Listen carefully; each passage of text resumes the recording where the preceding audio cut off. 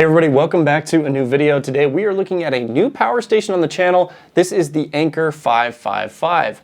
Now this power station does have lithium iron phosphate batteries inside. It's rated at 3,000 charge cycles till 80% of its original capacity.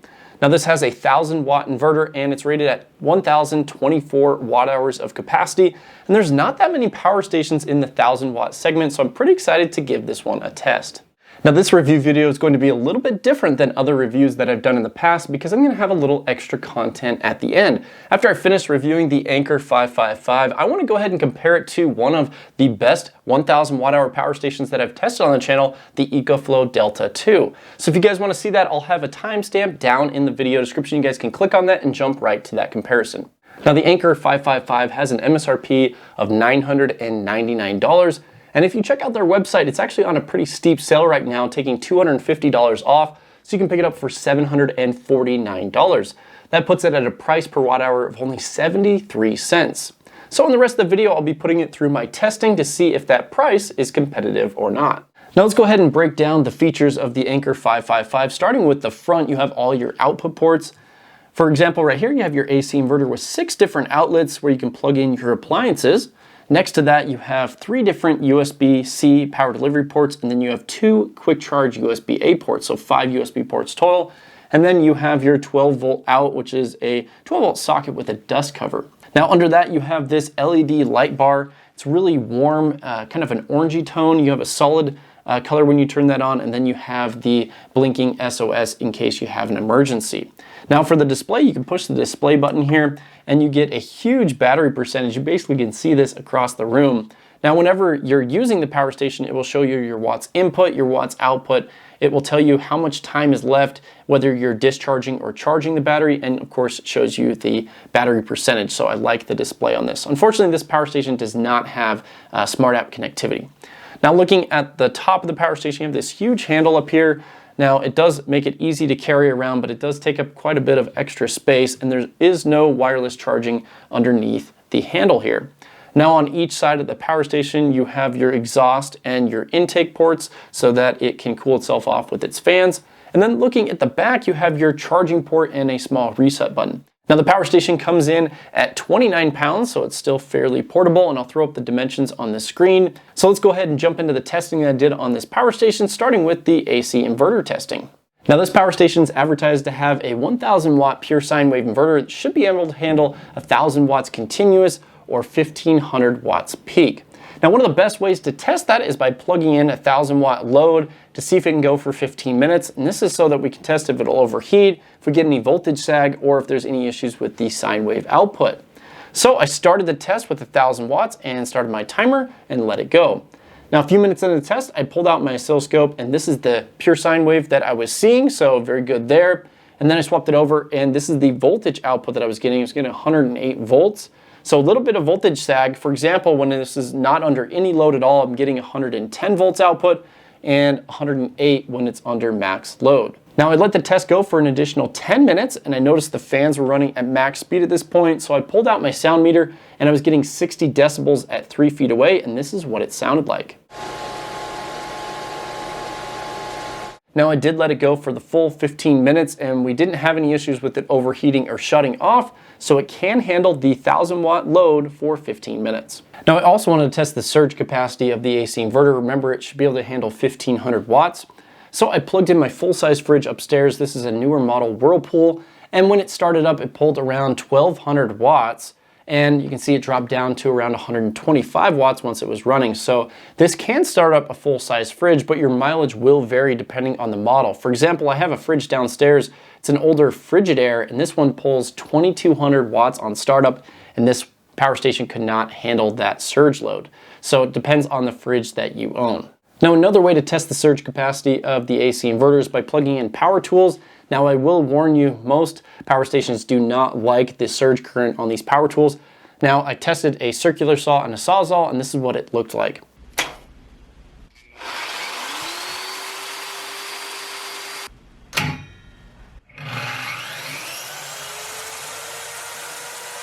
Now I definitely recommend trying to do this on a full 2,000 watt model. This 1,000 watt model did struggle with this, and it may actually cause damage down the road. So I definitely won't recommend using power tools on a small inverter like this. That's probably the case with any 1,000-watt power station. So stick to running power tools on your larger power stations, and even then you can still run into some issues running power tools because they have such a surge current. Now, another test that I like to do on the AC inverter of a power station is to test the power station to see if it puts out any noise for electronics that are plugged into the AC inverter. For example, if you have sensitive electronics like audio equipment or maybe a guitar amp, you can actually have so much noise on the AC inverter that you could hear it in the device. And that's how I tested in the past, by plugging in a guitar amp and listening for that noise. So that was a good way to kind of measure if there's noise, but there was no actual number that we could determine on how high the noise was.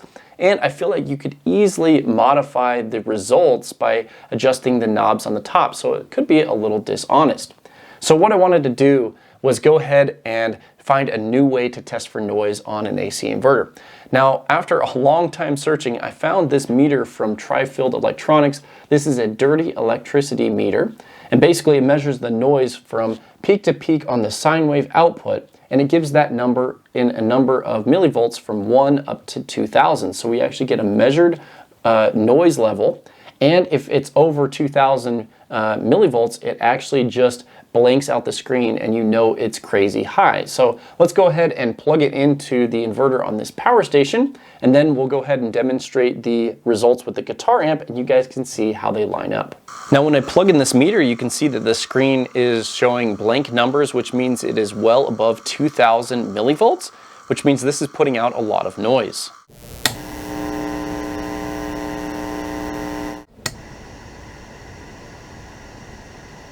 So with both the guitar amp and the electricity meter, we were able to verify that this does have noise output.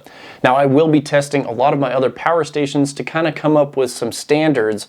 Now, I tested some of my really nice power stations and I was getting readings under 1,000 millivolts. And plugging into the wall outlet, so power coming from my power company, I was getting around 100 millivolts up to 500. So that's kind of a really clean standard, and I'd say a decent power station is going to have right around 1,000 millivolts or less. And then on a power station with noise like this, it definitely has above 2,000 millivolts and it maxes out the meter. Now, there are two final tests that I like to do on the AC inverter of each of these power stations that I review.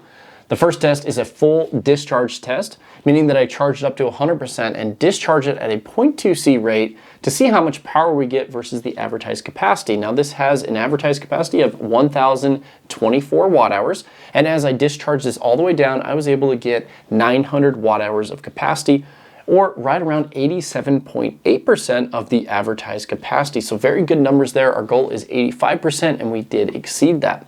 Now, the next test is leaving on the AC inverter to test the idle power consumption, meaning that if you leave the AC inverter on with no load, how much power does it use in the background? Well, I charged this up to 100% and left it sitting idle for 13 hours. And when it came back, it was sitting at 86% on the screen, meaning that we used around 1% per hour by leaving the AC inverter on. Now, Anker does provide this switch over here, which is pretty cool. It is basically an eco mode or a power saving switch. So if you leave the AC inverter on and there isn't any load going, it will actually turn it off automatically. So if you want to save power, you can use that power saving switch. Now, just be aware, if you're running a small load on the AC inverter and you happen to have that enabled, it may turn off the AC inverter unexpectedly if it doesn't sense any load. So if you're running something overnight and you really want it to make sure that it's still running in the morning, just turn off the power saving switch. Now, in the next part of the video, I want to talk about the testing that I did for the DC output and the USB ports. Now, on the power station, the DC output's very simple. You have one output. It is a 12-volt socket with a dust cover. So I wanted to test to see if it was regulated. I took my battery load tester and plugged it in, and with no load, I was getting 13.2 volts. Now, if you look at the back of the power station, it says it's a 24-volt lithium iron phosphate battery. So this is regulated. They have to drop the voltage down to 13.2 volts, so we are good there. Now, to test the maximum amount of power that I was able to get from the power station, I turned it all the way up, and I was able to get a little bit over 10.5 amps, which is right around 145 watts. Now, I did run that 145 watt load for over an hour, and the power station did not overheat. Now, if you're planning to purchase a power station like this to take camping, it's important to make sure that it can run a 12-volt compressor fridge or your CPAP overnight, because some power stations have a DC output that will automatically shut off. So I wanted to test that on this one. I plugged in my IceCo Go20 12-volt compressor fridge and I let it run for 12 hours. And when I came back the next morning, everything was running, so there are no auto shut-off settings on the DC output on this power station. Now, I also took the time to do a full discharge test using the DC output with my battery load tester, and as I discharged the power station all the way down, I was able to get 936 watt hours of capacity, and when we compare that to the 1024 watt hours of advertised capacity, it's 91.4%. So that's a really good number on the DC output. Now, I also wanted to test to see how much the DC output uses if you leave it on over a long period of time. So I charged this up to 100% and left it on for 10 hours. And when I came back, it was still sitting at 100%. So the DC output uses very little power if you leave it on over a long period of time. Now, I did spend some time testing the USB ports on the power station. There is a 100-watt USB-C power delivery port that is bidirectional, meaning you can charge up this power station with a 100-watt power delivery source, and you can also charge other devices at 100 watts. It's nice to have that bidirectional port. And you also have two 60-watt ports with power delivery. Now, the first test was to charge up two smaller power stations, and I was able to charge those both at 60 watts. And then I did test charging this at 100 watts, and yes, it does charge at 100 watts. Now, I ran into some issues, and this is pretty common with most power stations with bidirectional ports. Basically, I had a device with a 100-watt power delivery port that was bidirectional and this one, and when I plugged them into each other, it didn't know which device to charge and which one to discharge, and I think that's just an improvement that needs to be made with the power delivery protocol. So definitely needs some work there. I was not able to charge a 100-watt device using this 100-watt output, and I was not able to put 100 watts into this using a device that had a bidirectional 100-watt port. So hopefully that makes sense. Now, I was able to discharge the DC output and the USB ports at the same time for a total of 260 watts. So a lot of power available if you are using the USB ports and the DC output at the same time. Now let's go ahead and talk about charging up the Anker 555. Now, there are 4 different ways that you can charge this up. Now, on the back of the power station, you have an 8mm or 7909 barrel connection. Now, this accepts 11 volts all the way up to 28 volts, and it has a 10 amp charging limit, and it will limit at 200 watts. Now, starting with the first way to charge this up, you have a 100-watt USB-C power delivery port, and you can plug in a 100-watt source on the front, and you can charge the power station up at 100 watts. Now, this cable is not included. This is my personal cable, but that is one way to charge it up. The next way to charge it up is by using the included DC to DC charging cable. You can plug this into your 12-volt socket in your car or into another battery source, and you'll be able to charge this up at around 122 watts. Now, the next way to charge up is by using the included AC to DC wall adapter. Now, this is spec'd out to put out 200 watts of power, and when you plug that into the back, you will get 200 watts input on the power station. Now, the last way to charge this up is by using solar panels. Now, this will accept solar panels in parallel. You cannot put solar panels in series on this power station. Now, you do have this 7909 to XT60 adapter that it comes with, and it also comes with these XT60 parallel adapters. So you can use their solar panels, or you can use any solar panel that has a 7909 adapter and plug that in. Now, I do have a little bit of sunshine outside right now, so I want to go ahead and do a solar charging demo. Let's go ahead and take this outside and see if we can get the full 200 watts. Okay, so I have a little bit of sun today, so I want to go ahead and test the Anker power station with solar input. So I have 2 of these 200-watt solar panels from New Power, and I'm going to test one of them first. So it'll be 200 watts charging input, and then I'll go ahead and test with 2 of them in parallel to see if we can max out the charging input.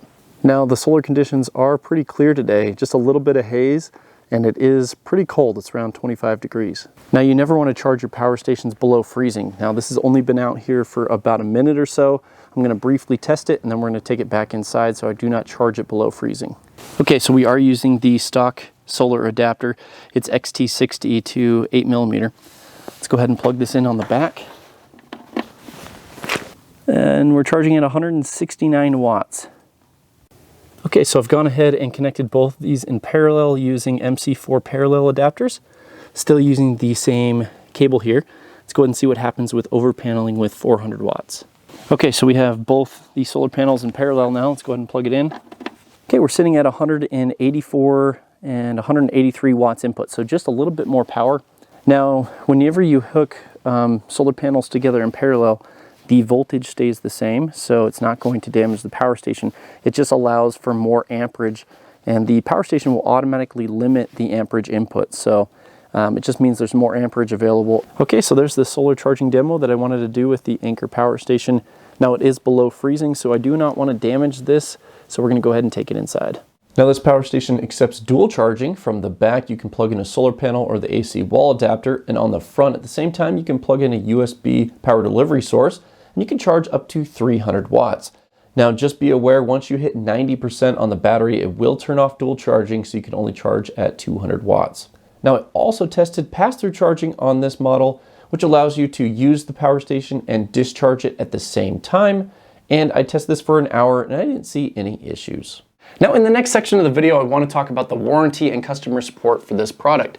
Now in the user manual, if you look in the back, it says that this has a 5-year warranty, and they also provide a customer support page where you can dial a bunch of different numbers depending on the area that you live. Now I will tell you, when I was testing this, I actually ran into an issue with the display. Basically, I plugged in a USB-C cable and the display went out.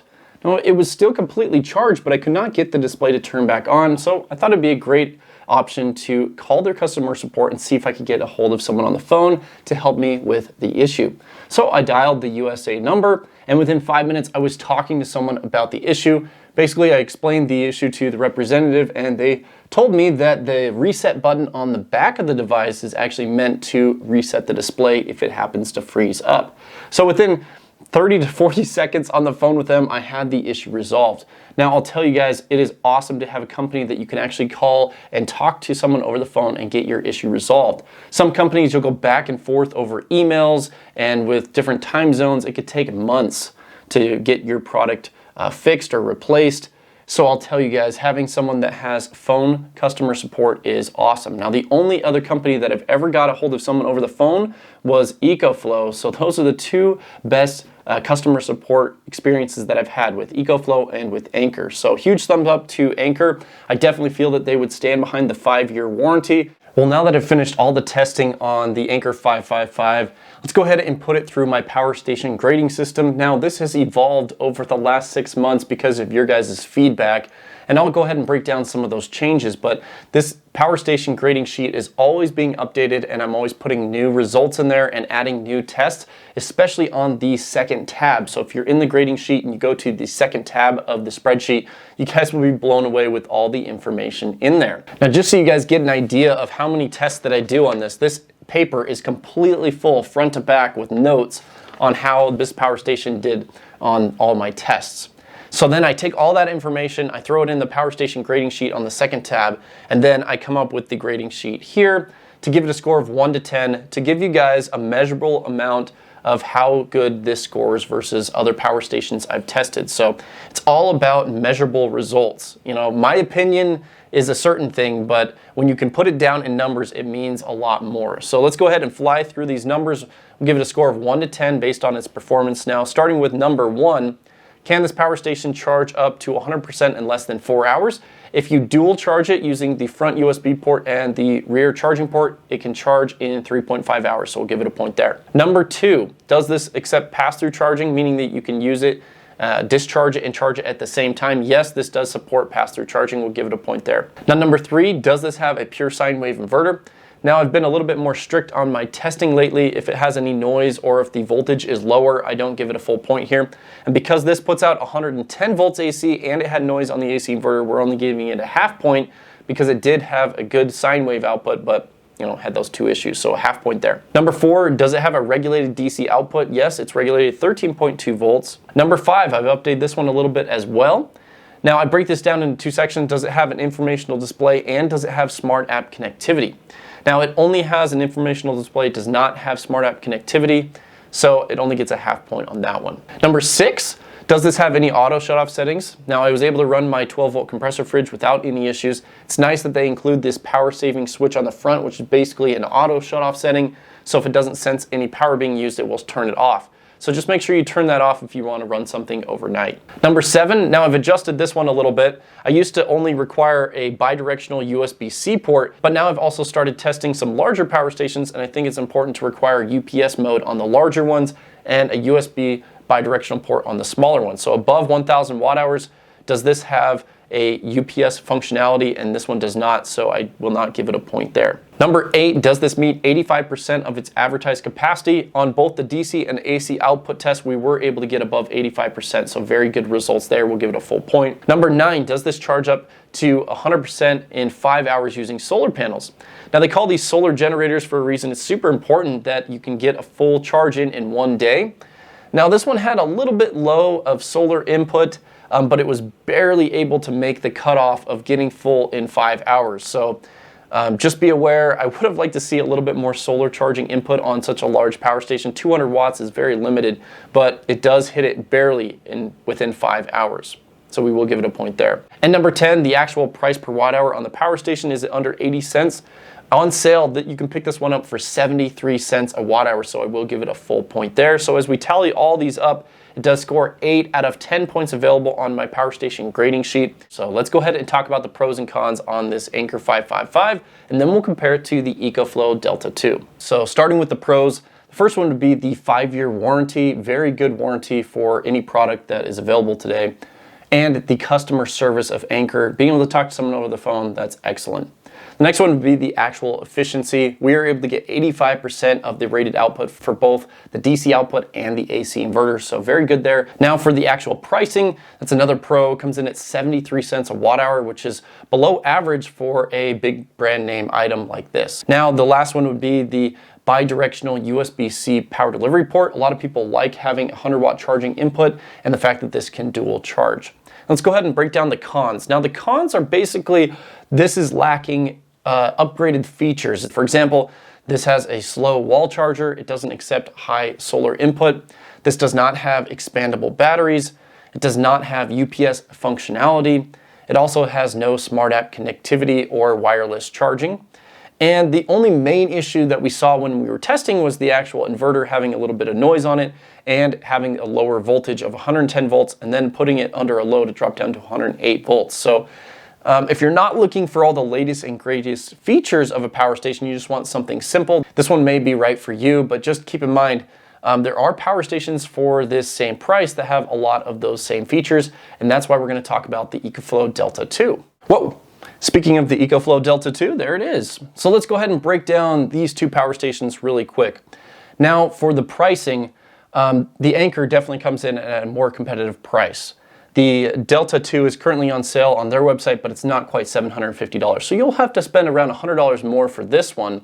But I will tell you, you get a lot more features with this one. This is kind of the latest and greatest. Now, it's not perfect. There were a couple issues. You guys can check out my full review of the EcoFlow Delta 2. The fan noise is a little bit loud. I was hoping that they would put out a firmware update to kind of slow the fan down a little bit. The other thing is it has a UPS mode, but they call it EPS functionality. It's a little bit slow, so it doesn't work with kind of your sensitive electronics. It will work with like refrigerators or lights, you know, things that are okay to turn off and turn back on very quickly in a power outage situation. But if you have a computer running or a laptop without a battery, yes, it will fail. So let's go ahead and talk about some of the differences between these two. So basically all the features that this one was missing, the newest, latest, greatest features are on this one. For example, this does have smart app connectivity. This does have the EPS functionality. This does have expandable batteries. This does have the fast wall charging, has the built-in wall charger, and this does have the faster solar charging. This will take up to 500 watts of solar input. That is over double of what you get on this one. Now the thing that's really cool about this one is this has an 1800 watt inverter. So it's in the same footprint and it has the same capacity at 1024 watt hours, but this has a larger inverter.